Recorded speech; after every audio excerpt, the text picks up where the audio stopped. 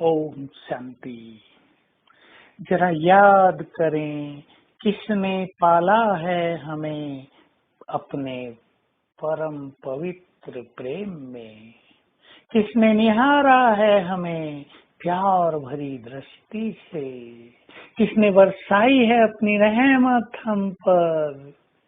किसने भरपूर किया है हमें सर्व शक्तियों से। किसने हमारा जन्म जन्म का भाग्य बनाया है।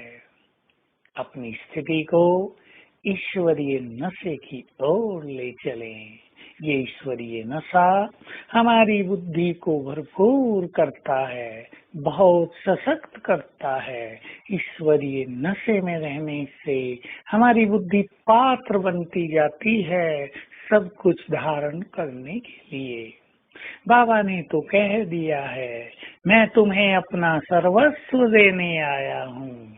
मैं तुम्हें अपना सब कुछ देकर खाली होकर वतन में जाकर विश्राम करता हूँ।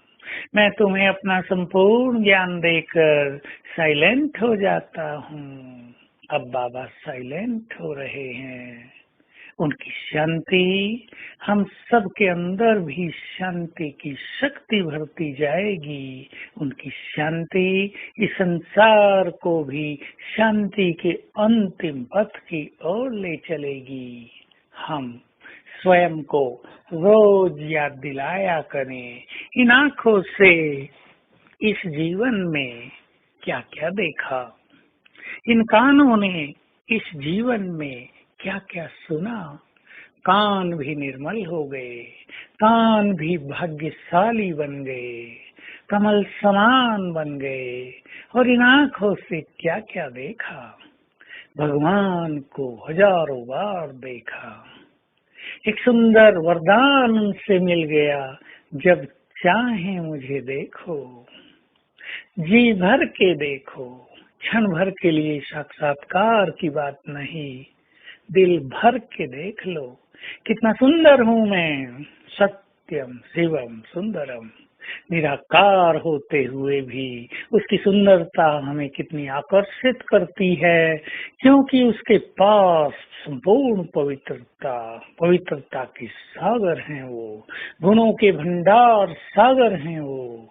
ये दोनों चीजें ही वास्तव में किसी के जीवन की सच्ची सुंदरता होती है।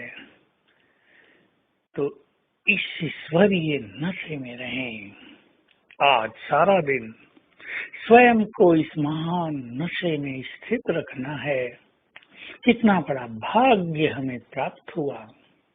स्वयं भाग्य विधाता हमारे हो गए, हम पर मेहरबान हो गए, अपना सर्वस्व प्रदान करने को तत्पर हो गए।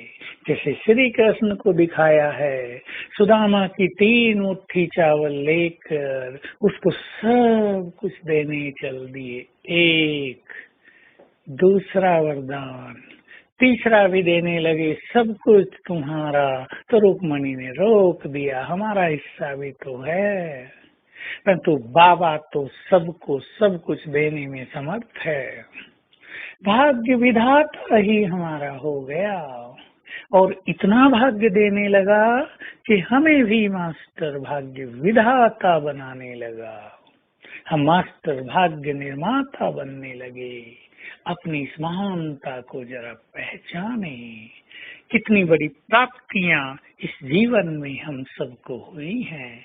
आज सारा दिन ये 2 स्वमान विशेष रूप से याद रखेंगे।